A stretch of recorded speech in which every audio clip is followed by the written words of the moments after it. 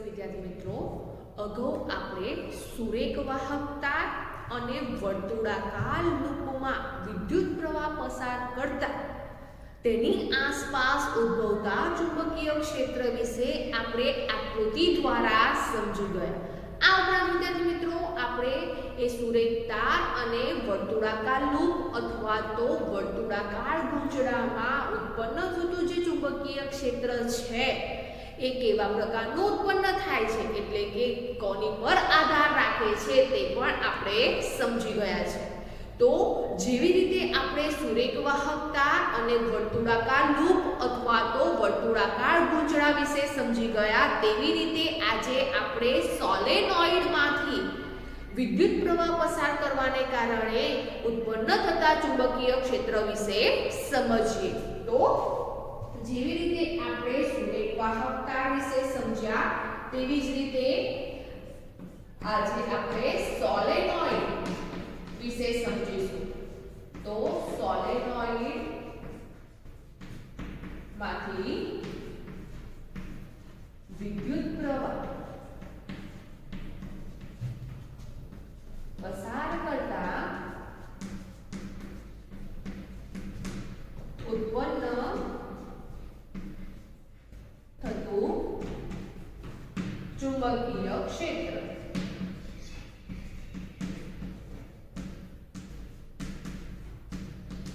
તો સોલેનોઇડમાંથી જ્યારે વિદ્યુત પ્રવાહ પસાર કરવામાં આવે છે ત્યારે ચુંબકીય ક્ષેત્ર ઉત્પન્ન થાય છે. પણ એ ઉત્પન્ન થતું ચુંબકીય ક્ષેત્ર કેવા પ્રકારનું હોય છે, કોની પર આધાર રાખે છે, તેના વિશે આપણે સમજીએ.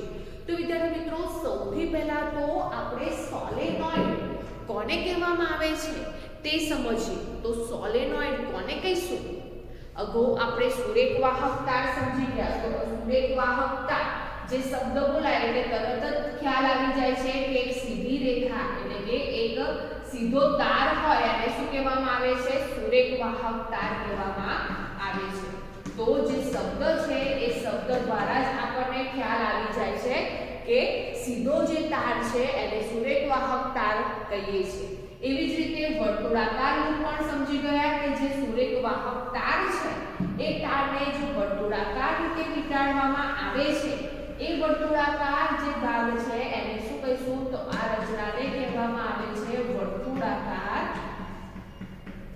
લૂપ.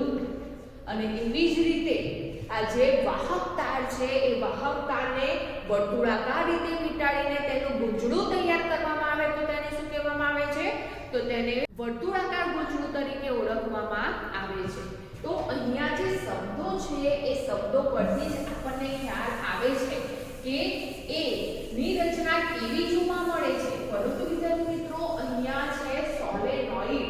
તો સોલેનોઇડ કોને કહેવામાં આવે છે તો તે આપણે સૌપ્રથમ સમજીએ. તો વિદ્યાર્થી મિત્રો, સોલેનોઇડ એટલે એક અલગ કરેલો આપણે સુરેખ વાહક તાર લઈએ. એક અલગ કરેલો સુરેખ વાહક તાર લઈએ. હવે એ જે સુરેખ વાહક તાર છે એ સુરેખ વાહક તારને અત્યંત પાસ ગોળાકાર રીતે વીંટાળવામાં આવે છે.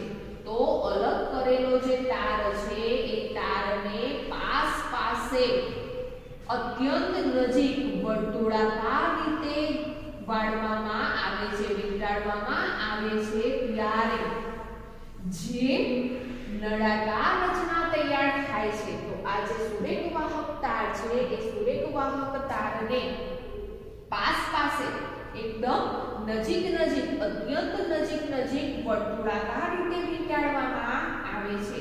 અને અહીંયા આપણને નળાકાર રચના જોવા મળે છે. તો આ જે નળાકાર રચના છે અથવા તો નળાકાર આકાર છે જેને શું કહેવામાં આવે છે? તો જેને સોલેનોઇડ તરીકે ઓળખવામાં આવે છે. તો સોલેનોઇડ કોને કહેવામાં આવે છે? તો અલગ કરેલા તારમાં પાસે અત્યંત નજીક ઘણા વર્તુળાકાર ભાગ વીંટાળવામાં આવે છે અને બનતી જે નળાકાર રચના છે જેને સોલેનોઇડ તરીકે ઓળખવામાં આવે છે. ઉદાહરણ તરીકે વિદ્યાર્થી મિત્રો, જે સ્પ્રિંગની રચના તમે જોઈ હશે. સ્પ્રિંગ કેવા પ્રકારની જોવા મળે છે? તો સ્પ્રિંગની જે રચના છે એવી જ રચના સોલેનોઇડની જોવા મળે છે. તો જો વિદ્યાર્થી મિત્રો અહીંયા મારી પાસે વાહક તાર છે, એ વાહક તારને પાસે ગોળાકાર રીતે વીંટાળી દીધું છે. તો અહીંયા તમે ધ્યાનથી જોઈ શકો છો કે આ જે વાહક તાર છે એ વાહક તારને એકબીજાની નજીક ગોળાકાર રીતે વીંટાળી દીધું છે અને એક નળાકાર રચના બને છે. તો આ જે રચના છે એને શું કહેવામાં આવે છે? તો અહીંયા આ જે રચના છે એ રચનાને સોલેનોઇડ તરીકે ઓળખવામાં આવે છે. તો અહીંયા સૌપ્રથમ એક સુરેખ વાહક તાર લીધેલો છે અને એ સુરેખ વાહક તારને આપણે એકબીજાની અત્યંત નજીક વર્તુળાકાર રીતે વીંટાળેલો છે અને એક નળાકાર રચના તૈયાર કરી છે, જેથી આને સોલેનોઇડ તરીકે ઓળખવામાં આવે છે. તો એવી જ રીતે અહીંયા બીજો સોલેનોઇડ પણ તૈયાર કરવામાં આવેલો છે. તો આને પણ આપણે શું કહીશું? તો આને પણ સોલેનોઇડ તરીકે ઓળખવામાં આવે છે. તો વિદ્યાર્થી મિત્રો અહીંયા તમે જોઈ રહ્યા છો આ જે સોલેનોઇડ છે એ સોલેનોઇડની રચના કોના જેવી જોવા મળે છે? તો આ જે સોલેનોઇડ છે એ સોલેનોઇડની રચના સ્પ્રિંગ જેવી જોવા મળે છે. તો ટૂંકમાં તમારે સોલેનોઇડ કોને કહેવામાં આવે છે, કેવું જોવા મળે છે એ યાદ રાખવા માટે ફક્ત સ્પ્રિંગની રચના યાદ રાખવાની છે કે સ્પ્રિંગની રચના જેવી રચના હોય જેને સોલેનોઇડ તરીકે ઓળખવામાં આવે છે, જેમાં વાહક તારનો ઉપયોગ કરવામાં આવે છે. તો અહીંયા મારી પાસે એક નાનું અને એક મોટું બે પ્રકારના સોલેનોઇડ છે જે વાહક તારમાંથી બનાવવામાં આવેલા છે. તો વિદ્યાર્થી મિત્રો સોલેનોઇડ કોને કહીશું? તો આપણે સોલેનોઇડ ની વ્યાખ્યા લખીએ તો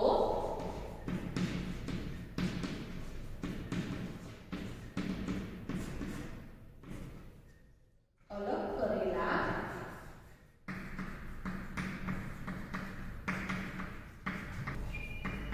વાહક તારના અત્યંત નજીક વીંટાળેલા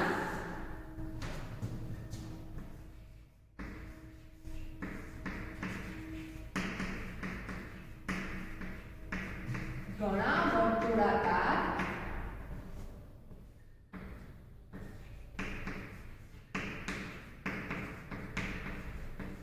આટાથી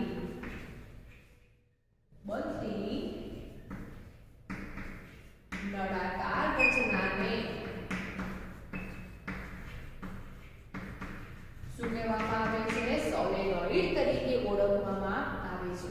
આ ઉપરાંત વિદ્યાર્થી મિત્રો અહીંયા તમે વાહક તારની જગ્યાએ તાંબાનો તાર એવો શબ્દ પણ લખી શકો છો. કેમ તાંબાનો તાર? તો આપણને ખબર છે કે જે પણ વાહક તાર છે એમાં મોટે ભાગે તાંબાનો ઉપયોગ કરવામાં આવે છે. કેમ? તો તાંબુ છે એ વિદ્યુતનું સુવાહક જોવા મળે છે, માટે વાહક તારની જગ્યાએ તમે તાંબાના તારનો પણ શબ્દ વાપરી શકો છો. આ ઉપરાંત અહીંયા નળાકાર રચનાની જગ્યાએ તમે નળાકાર આકાર એવો શબ્દ પણ લખી શકો છો. તો સોલેનોઇડ એટલે અલગ કરેલો જે વાહક તાર છે અથવા તો અલગ કરેલો જે તાંબાનો તાર છે એને અત્યંત નજીક વીંટાળેલા જે વર્તુળાકાર આંટાઓ છે એનાથી જે નળાકાર રચના બને છે જેને સોલેનોઇડ તરીકે ઓળખવામાં આવે છે. તો આપણે સોલેનોઇડની આકૃતિ દોરીએ તો સ્પ્રિંગ જેવી જે રચના છે એ રચના કોની છે? તો સ્પ્રિંગ જેવી રચના જોવા મળે છે એ છે સોલેનોઇડની.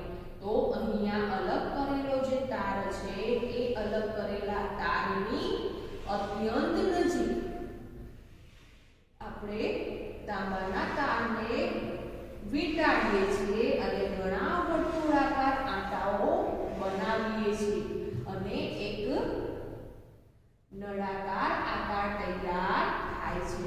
તો અહીંયા જે નળાકાર આકાર તૈયાર થયો છે જેને સોલેનોઇડ તરીકે ઓળખવામાં આવે છે. હવે વિદ્યાર્થી મિત્રો આ જે સોલેનોઇડ છે એ સોલેનોઇડમાંથી વિદ્યુત પ્રવાહ પસાર કરવામાં આવે છે અને આપણને ખબર છે કે વાહક તાર છે તો વાહક તારની આસપાસ જ્યારે વિદ્યુત પ્રવાહ પસાર થાય છે ત્યારે તેની આસપાસ શું જોવા મળે છે? તો વિદ્યુત પ્રવાહ પસાર થવાને કારણે તેની આસપાસ ચુંબકીય ક્ષેત્ર ઉત્પન્ન થાય છે.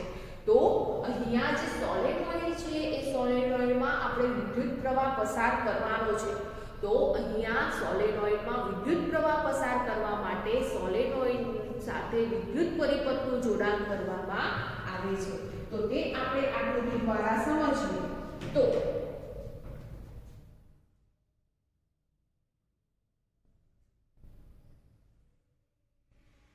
અહીંયા આ જે સોલેનોઇડ લીધેલો છે એ સોલેનોઇડ સાથે આપણે બેટરી અને કળનું જોડાણ કરીએ તો વિદ્યુત પ્રવાહ પસાર થશે. તો અહીંયા આપણે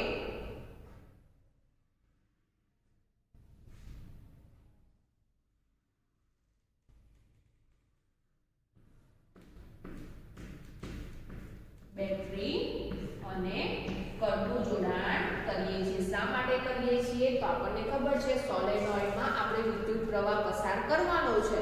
તો વિદ્યુત પ્રવાહ ક્યારે પસાર થશે? તો જ્યારે બેટરી અને કળનું જોડાણ આપણે કરીએ છીએ એટલે કે વિદ્યુત પરિપથ તૈયાર કરીશું ત્યારે જ સોલેનોઇડમાંથી વિદ્યુત પ્રવાહ પસાર થશે. ખાલી એમને જે સોલેનોઇડ છે એ સોલેનોઇડમાંથી વિદ્યુત પ્રવાહ પસાર થતો નથી.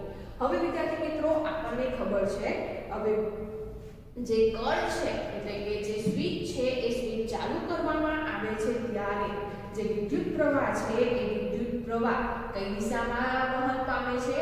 તો જે બેટરીનો ધન છેડો છે એ ધન છેડાથી ઋણ છેડા તરફ વિદ્યુત પ્રવાહનું વહન થતું જોવા મળે છે. હવે વિદ્યાર્થી મિત્રો અહીંયા આપણે જોઈએ તો વિદ્યુત પ્રવાહનું જે વહન છે એ વિદ્યુત પ્રવાહનું વહન આ જે સોલેનોઇડ છે એ સોલેનોઇડમાં એક જ દિશામાં થતું જોવા મળે છે. તો જે વિદ્યુત પ્રવાહ છે એ સોલેનોઇડમાં આ પ્રમાણે વહન કરે છે. તો અહીંયા આકૃતિમાં દર્શાવ્યા પ્રમાણે જે સોલેનોઇડ છે એ સોલેનોઇડમાં વિદ્યુત પ્રવાહ પસાર થાય છે અને વિદ્યુત પ્રવાહ એક જ દિશામાં પસાર થતો જોવા મળે છે. હવે વિદ્યાર્થી મિત્રો અહીંયા સોલેનોઇડમાંથી વિદ્યુત પ્રવાહ પસાર થાય છે. તો વિદ્યુત પ્રવાહ પસાર થવાને કારણે તેની આસપાસ શું જોવા મળે છે? તો તેની આસપાસ ચુંબકીય ક્ષેત્ર જોવા મળે છે. અને આ જે ચુંબકીય ક્ષેત્ર છે એ ચુંબકીય ક્ષેત્ર ને આપણે શાના દ્વારા દર્શાવી શકીએ છીએ? તો ચુંબકીય ક્ષેત્રને ચુંબકીય ક્ષેત્ર રેખાઓ દ્વારા દર્શાવવામાં આવે છે. તો અહીંયા આ જે સોલેનોઇડ છે એ સોલેનોઇડમાં ઉત્પન્ન થતું જે ચુંબકીય ક્ષેત્ર છે તે આપણે જે ચુંબકીય ક્ષેત્ર રેખાઓ છે એ ચુંબકીય ક્ષેત્ર રેખાઓ દ્વારા દર્શાવી શકીએ છીએ. તો આ પ્રમાણે તેની ચુંબકીય ક્ષેત્ર રેખાઓ જોવા મળે છે.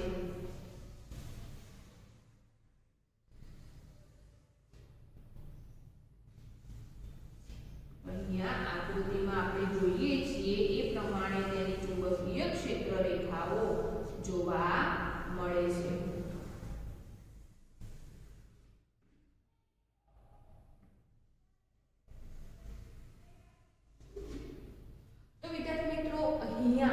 જે ચુંબકીય ક્ષેત્ર રેખાઓ તમને જોવા મળે છે એ ચુંબકીય ક્ષેત્ર રેખાઓ કોના જેવી જોવા મળે છે?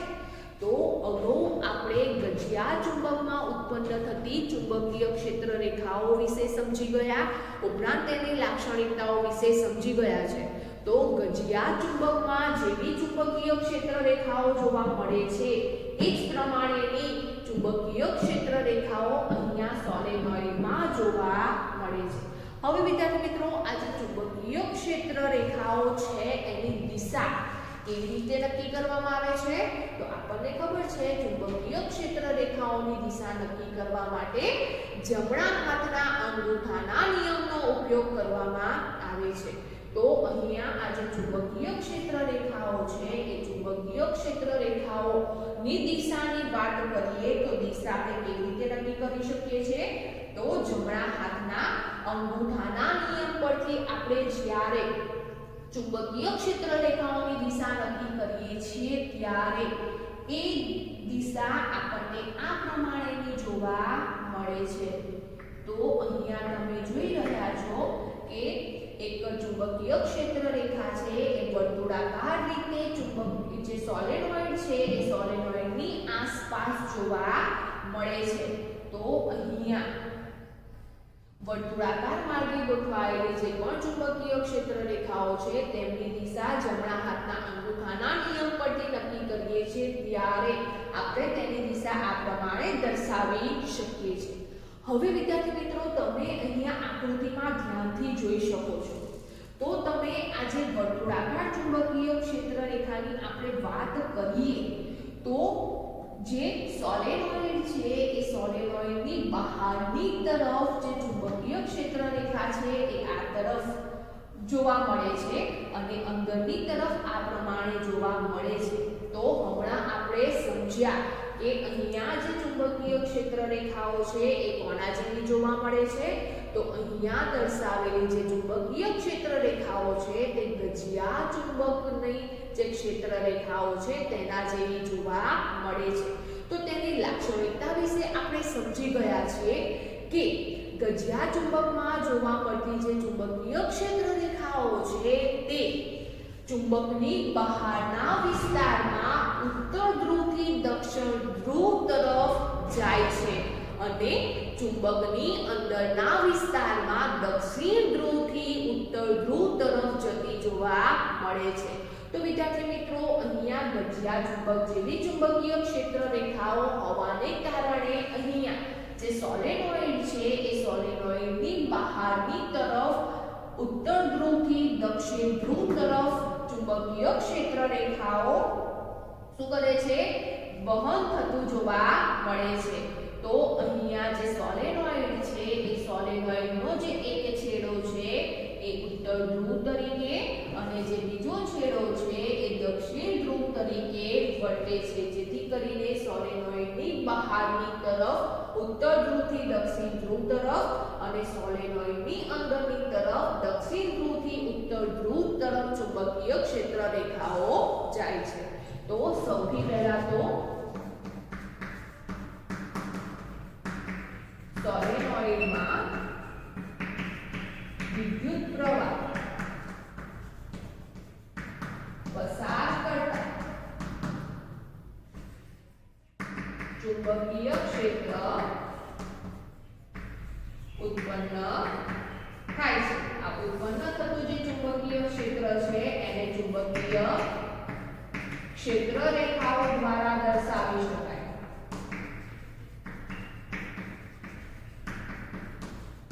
અને આ જે ચુંબકીય ક્ષેત્ર રેખાઓ છે એ કોના જેવી જોવા મળે છે તો ગજિયા ચુંબકની ચુંબકીય ક્ષેત્ર રેખાઓ જેવી જોવા મળે છે જેને કારણે સોલેનોઇડમાં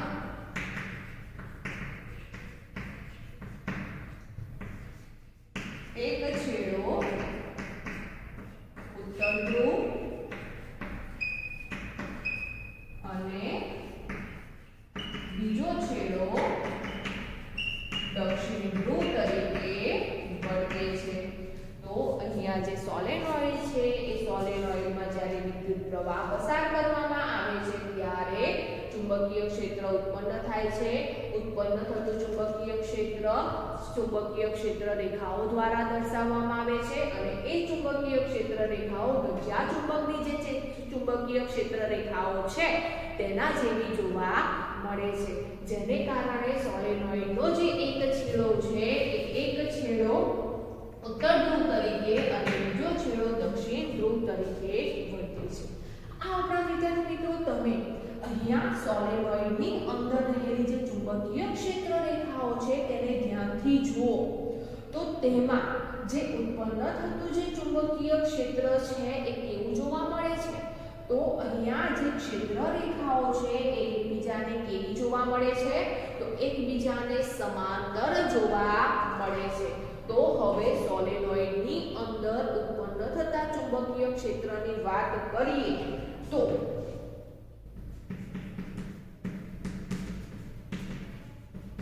સોલેનોઇડની અંદર ઉત્પન્ન થતું ચુંબકીય ક્ષેત્ર એની આપણે વાત કરીએ તો સૌથી પહેલા તો ચુંબકીય ક્ષેત્ર રેખાઓ કેવી જોવા મળે છે? સમાંતર જોવા મળે છે. એકબીજાને કેવી જોવા મળે છે? સમાંતર જોવા મળે છે. આ ઉપરાંત તેમની દિશા કેવી જોવા મળે છે? તો ચુંબકીય ક્ષેત્ર રેખાઓની દિશા પણ સમાન જોવા મળે છે. તો જ્યારે સોલેનોઇડમાં વિદ્યુત પ્રવાહ પસાર કરવામાં આવે છે ત્યારે સોલેનોઇડની અંદરનો જે ભાગ છે, અંદરનો જે વિસ્તાર છે એમાં ચુંબકીય ક્ષેત્ર રેખાઓ એકબીજાની સમાંતર જોવા મળે છે. ઉપરાંત કેવી જોવા મળે છે? તો તેમની જે દિશા છે એ દિશા પણ સમાન જોવા મળે છે. એટલે કે દક્ષિણ ધ્રુવથી ઉત્તર ધ્રુવ તરફ તેમની ગતિ થતી જોવા મળે છે, તેમની દિશા જોવા મળે છે. આ ઉપરાંત વિદ્યાર્થી મિત્રો અહીંયા જે સોલેનોઇડ છે એ સોલેનોઇડની અંદર રહેલી જે ચુંબકીય ક્ષેત્ર રેખાઓ છે એ ચુંબકીય ક્ષેત્ર રેખાઓ એકબીજાની અત્યંત નજીક જોવા મળે છે. કેવી જોવા મળે છે? અત્યંત નજીક જોવા મળે છે. અને અત્યંત નજીક હોવાને કારણે ત્યાં ચુંબકીય ક્ષેત્ર કેવું જોવા મળે છે? તો અત્યંત નજીક હોવાને કારણે ત્યાં ચુંબકીય ક્ષેત્ર પ્રબળ જોવા મળે છે. આ ઉપરાંત વિદ્યાર્થી મિત્રો હવે અહીંયા ઉત્પન્ન થતું જે ચુંબકીય ક્ષેત્ર છે એ ચુંબકીય ક્ષેત્ર કેવું જોવા મળે છે અને કોની પર આધાર રાખે છે? તો સૌથી પહેલા ઉત્પન્ન થતું જે ચુંબકીય ક્ષેત્ર છે એ સોલેનોઇડમાં પસાર થતો જે વિદ્યુત પ્રવાહ છે એ વિદ્યુત પ્રવાહના સમપ્રમાણમાં જોવા મળે છે. તો ઉત્પન્ન થતું જે ચુંબકીય ક્ષેત્ર છે એ કેવું જોવા મળે છે? તો એ જે ચુંબકીય ક્ષેત્ર છે જેને આપણે B વડે દર્શાવીએ છીએ અને વિદ્યુત પ્રવાહને I વડે દર્શાવીએ છીએ એના સમપ્રમાણમાં જોવા મળે છે. તો સોલેનોઇડની અંદર ઉત્પન્ન થતું ચુંબકીય ક્ષેત્ર વિદ્યુત પ્રવાહના સમપ્રમાણમાં જોવા મળે છે. આ ઉપરાંત વિદ્યાર્થી મિત્રો અહીંયા આપણે જે સોલેનોઇડ લીધેલો છે એ સોલેનોઇડની એકમ લંબાઈ દીઠ જે આંટાઓની સંખ્યા છે એ આંટાઓની સંખ્યાના સમપ્રમાણમાં પણ ચુંબકીય ક્ષેત્ર જોવા મળે છે. તો સોલેનોઇડની એકમ લંબાઈ દીઠ જે આંટાઓની સંખ્યા છે તેના સમપ્રમાણમાં જોવા મળે છે. તો વિદ્યાર્થી મિત્રો અહીંયા આપણે એ વસ્તુ દર્શાવીએ તો જે ચુંબકીય ક્ષેત્ર છે એ ચુંબકીય ક્ષેત્ર સમપ્રમાણમાં છે. કોના સમપ્રમાણમાં છે? તો સોલેનોઇડની એકમ લંબાઈ. હવે એકમ શબ્દ આવે એટલે તરત આપણને યાદ આવી જવું જોઈએ કે એને ક્યાં લેવામાં આવે છે? તો એને છેદમાં લખવામાં આવે છે. તે સોલેનોઇડની જે એકમ લંબાઈ છે એ એકમ લંબાઈ દીઠ જે આંટાઓની સંખ્યા છે અને આંટાઓની સંખ્યાને શાના દ્વારા દર્શાવવામાં આવે છે? કેપિટલ N વડે દર્શાવવામાં આવે છે જેના સમપ્રમાણમાં જોવા મળે છે. તો ઉત્પન્ન થતું ચુંબકીય ક્ષેત્ર વિદ્યુત પ્રવાહના સમપ્રમાણમાં અને સોલેનોઇડના એકમ લંબાઈ દીઠ આંટાઓની સંખ્યાના સમપ્રમાણમાં જોવા મળે છે. આ ઉપરાંત વિદ્યાર્થી મિત્રો અહીંયા જે સોલેનોઇડ છે એ સોલેનોઇડનો જે અંદરનો વિસ્તાર છે, અંદરનો જે ભાગ છે એ ભાગમાં કેવા પ્રકારના પદાર્થનો ઉપયોગ કરવામાં આવ્યો છે? તેના ગર્ભમાં કયો પદાર્થ મૂકવામાં આવ્યો છે, કયું દ્રવ્ય લેવામાં આવ્યું છે તેની જાત પર પણ આધાર રાખે છે. તો અહીંયા જે n છે n શું દર્શાવે છે? તો અહીંયા n છે એ આંટાની સંખ્યા દર્શાવે છે અને l છે શું દર્શાવે છે? તો સોલેનોઇડ ની આપણે પણ સમજ્યા કે ઉત્પન્ન થતું ચુંબકીય ક્ષેત્ર કોની પર આધાર રાખે છે?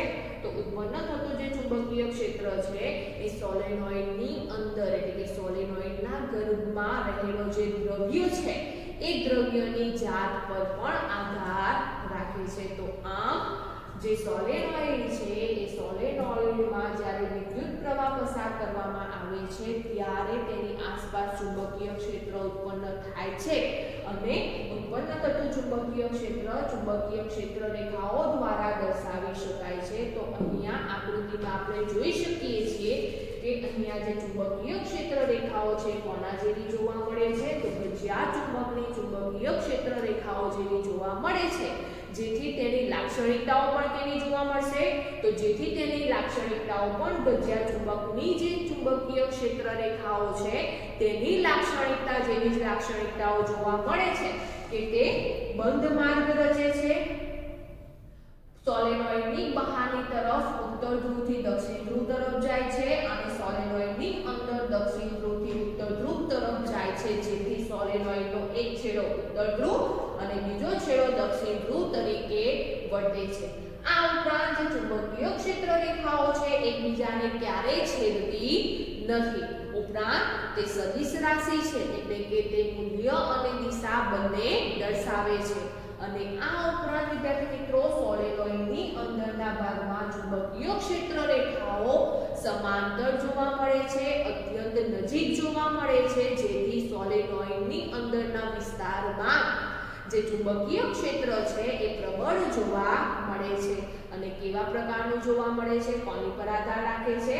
તો વિદ્યુત પ્રવાહના સમપ્રમાણમાં સોલેનોઇડની એકમ લંબાઈ દીઠ જે આંટાઓની સંખ્યા છે તેના સમપ્રમાણમાં જોવા મળે છે।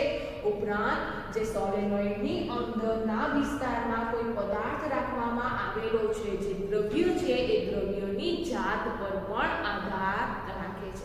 ઉદાહરણ તરીકે વિદ્યાર્થી મિત્રો અહીંયા આપણે સોલેનોઇડ લીધેલો છે। હવે આ જે સોલેનોઇડ છે એ સોલેનોઇડની અંદર અહીંયા મેં પેન્સિલ લીધેલી છે પણ પેન્સિલની જગ્યાએ આપણે લોખંડનો સળિયો સમજવાનો છે। તો પેન્સિલની જગ્યાએ આપણે શું સમજીશું? તો પેન્સિલની જગ્યાએ લોખંડનો સળિયો સમજીશું। તો હવે આ જે સોલેનોઇડ છે એ સોલેનોઇડની અંદરના વિસ્તારમાં આપણે કોઈ પદાર્થ રાખીએ તો અહીંયા આપણે સોલેનોઇડની અંદરના વિસ્તારમાં લોખંડનો સળિયો રાખેલો છે।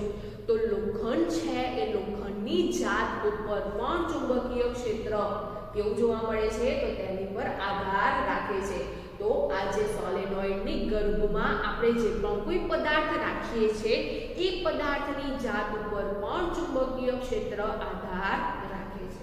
હવે વિદ્યાર્થી મિત્રો અહીંયા આપણે આ જે સોલેનોઇડ છે એ સોલેનોઇડના અંદરના ભાગમાં લોખંડનો સળિયો લીધેલો છે। હવે વિદ્યાર્થી મિત્રો અહીંયા આ જે આકૃતિ છે એ આકૃતિમાં આપણે લોખંડનો સળિયો દર્શાવીએ તો તે આકૃતિ આપણને આ પ્રમાણેની જોવા મળે છે। તો અહીંયા સોલેનોઇડની અંદર લોખંડનો સળિયો દર્શાવેલો છે। હવે વિદ્યાર્થી મિત્રો એ જે આકૃતિ આપણે જોઈ એ આકૃતિમાં વિદ્યુત પરિપથનું જોડાણ કરેલું છે બરાબર। હવે જ્યારે વિદ્યુત પ્રવાહ પસાર કરવામાં આવે છે ત્યારે આ જે લોખંડનો સળિયો છે એ લોખંડનો સળિયો ચુંબક તરીકે વર્તે છે। તો જ્યારે સોલેનોઇડની અંદર લોખંડનો સળિયો મૂકવામાં આવે છે અને વિદ્યુત પ્રવાહ પસાર કરવામાં આવે છે ત્યારે જે લોખંડનો સળિયો છે એ ચુંબક તરીકે વર્તે છે જેને ઇલેક્ટ્રોમેગ્નેટ તરીકે ઓળખવામાં આવે છે।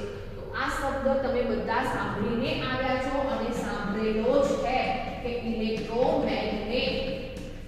તો ઇલેક્ટ્રોમેગ્નેટ કોને કહેવામાં આવે છે? તો ઇલેક્ટ્રોમેગ્નેટ એટલે સોલેનોઇડની અંદર લોખંડનો સળિયો રાખીને વિદ્યુત પ્રવાહ પસાર થતા તે ચુંબક તરીકે વર્તે છે જેને ઇલેક્ટ્રોમેગ્નેટ તરીકે ઓળખવામાં આવે છે।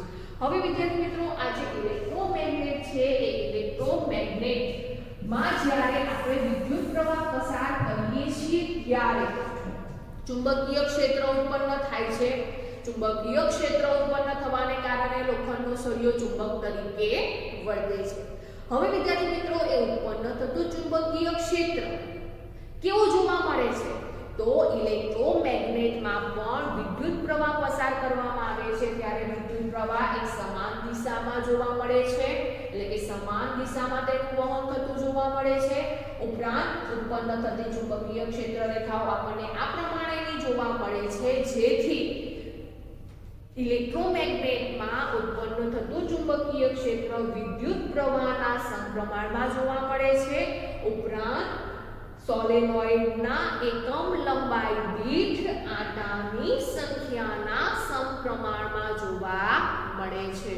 તો સોલેનોઇડમાં ઉત્પન્ન થતું ચુંબકીય ક્ષેત્ર અને ઇલેક્ટ્રોમેગ્નેટમાં ઉત્પન્ન થતું જે ચુંબકીય ક્ષેત્ર છે એ કેવું જોવા મળે છે? સમાન જોવા મળે છે. આ ઉપરાંત વિદ્યાર્થી મિત્રો અહીંયા જ્યારે આ જે લોખંડનો સળિયો છે એમાં વિદ્યુત પ્રવાહ પસાર થાય છે ત્યારે તે ચુંબક તરીકે વર્તે છે, પરંતુ આપણે સ્વિચ બંધ કરી દઈએ એટલે કે કળ બંધ કરી દઈએ એટલે શું થશે? તો વિદ્યુત પરિપથમાં વિદ્યુત પ્રવાહનું વહન થતું નથી, વિદ્યુત પ્રવાહ અટકી જાય છે. તો જ્યારે કળ કે સ્વિચ બંધ કરવામાં આવે છે અથવા તો વિદ્યુત પરિપથમાં જે વિદ્યુત પ્રવાહ છે એને અટકાવી દેવામાં આવે છે ત્યારે આ જે લોખંડનો સળિયો છે એ લોખંડનો સળિયો ચુંબક તરીકે વર્તતો નથી. ચુંબક તરીકે ક્યારે વર્તે છે? તો જ્યારે સોલેનોઇડમાંથી વિદ્યુત પ્રવાહ પસાર થાય છે ત્યારે તે ચુંબક તરીકે વર્તે છે, જેથી તેને ઇલેક્ટ્રોમેગ્નેટ તરીકે ઓળખવામાં આવે છે. અને જ્યારે વિદ્યુત પ્રવાહ બંધ કરી દેવામાં આવે છે ત્યારે તે ચુંબક તરીકે વર્તતો નથી. અને આ જે લોખંડનો સળિયો છે એ લોખંડનો સળિયા પર જે ચુંબકની અસર જોવા મળે છે એ કેવી જોવા મળે છે? તો ચુંબકની અસર ઓછી જોવા મળે છે, જેથી કરીને વિદ્યુત પ્રવાહ બંધ કરવાને કારણે તે ચુંબક તરીકે વર્તતું નથી.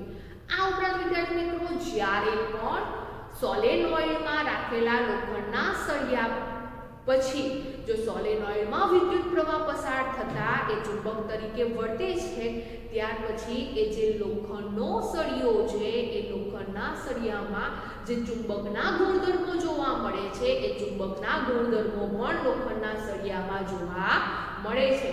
અને ચુંબકના કયા ગુણધર્મો છે? તો આપણને ખબર છે કે ચુંબક છે એ લોખંડની વસ્તુઓને આકર્ષે છે. તો આમ આ જે ઇલેક્ટ્રોમેગ્નેટ છે એ ઇલેક્ટ્રોમેગ્નેટ વિદ્યુત પ્રવાહની ચુંબકીય અસર પર આધાર રાખે છે, એટલે કે વિદ્યુત પ્રવાહ પસાર થતા તે ચુંબક તરીકે વર્તે છે તેની પર આધાર રાખે છે. તો વિદ્યાર્થી મિત્રો અહીંયા ઇલેક્ટ્રોમેગ્નેટમાં જ્યારે વિદ્યુત પ્રવાહ પસાર કરતા તે ચુંબક તરીકે વર્તે છે એટલે કે વિદ્યુત પ્રવાહની ચુંબકીય અસર પર આધાર રાખે છે, જેને કારણે ઇલેક્ટ્રોમેગ્નેટનો ઉપયોગ જુદી જુદી જગ્યાએ થતો જોવા મળે છે. તો ઇલેક્ટ્રોમેગ્નેટનો ઉપયોગ ક્યાં થતો જોવા મળે છે? તો કેટલાક ઉપકરણોમાં ઇલેક્ટ્રોમેગ્નેટના સિદ્ધાંતનો ઉપયોગ થતો જોવા મળે છે, એટલે કે જે વિદ્યુત પંખા છે એ વિદ્યુત પંખા, વિદ્યુત મોટર, વિદ્યુત જનરેટર, વિદ્યુત બેલ, આ ઉપરાંત લાઉડ સ્પીકર છે એવા જે ઉપકરણો છે એ ઉપકરણમાં ઇલેક્ટ્રોમેગ્નેટનો ઉપયોગ થતો જોવા મળે છે. આ ઉપરાંત વિદ્યાર્થી મિત્રો જે રેલવેના પાટા હોય છે એ રેલવેના પાટાઓને ઊંચકવા માટે અથવા તો એક જગ્યાએથી બીજી જગ્યાએ લઈ જવા માટે પણ ઇલેક્ટ્રોમેગ્નેટનો ઉપયોગ થતો જોવા મળે છે. અને જ્યારે પણ આપણા શરીરમાં કોઈ જગ્યાએ ઘા પડેલો છે, કોઈ જગ્યાએ આપણને વાગેલો છે અને એ જગ્યાએ જો નાના નાના લોખંડના ટુકડાઓ જોવા મળે છે તો એ નાના લોખંડના ટુકડાઓને બહાર કાઢવા માટે મેડિકલ ક્ષેત્રમાં પણ ઇલેક્ટ્રોમેગ્નેટનો ઉપયોગ થતો જોવા મળે છે. તો આમ આજે આપણે સોલેનોઇડમાંથી વિદ્યુત પ્રવાહ પસાર થતા ઉત્પન્ન થતા ચુંબકીય ક્ષેત્ર વિશે સમજ્યા. ઉપરાંત આ જે સોલેનોઇડની અંદર ખાલી વિસ્તાર છે, ખાલી ભાગ છે, તેની અંદર આપણે લોખંડનો સળિયો રાખીએ છીએ અને વિદ્યુત પ્રવાહ પસાર કરીએ છીએ ત્યારે તે ચુંબક તરીકે વર્તે છે, જેને શું કહેવામાં આવે છે? જેને ઇલેક્ટ્રોમેગ્નેટ તરીકે ઓળખવામાં આવે છે. તો ઇલેક્ટ્રોમેગ્નેટ કોને કહેવામાં આવે છે તે સમજ્યા, અને ઇલેક્ટ્રોમેગ્નેટમાં જે ચુંબકીય ક્ષેત્ર છે તેની તીવ્રતા કોની પર આધાર રાખે છે તે પણ આપણે સમજ્યા. આ ઉપરાંત ઇલેક્ટ્રોમેગ્નેટનો ઉપયોગ ક્યાં થાય છે તે આપણે સમજ્યા. તો આજે આપણે બે પ્રશ્નો સમજ્યા, સોલેનોઇડનો પ્રશ્ન અને બીજો ઇલેક્ટ્રોમેગ્નેટનો પ્રશ્ન.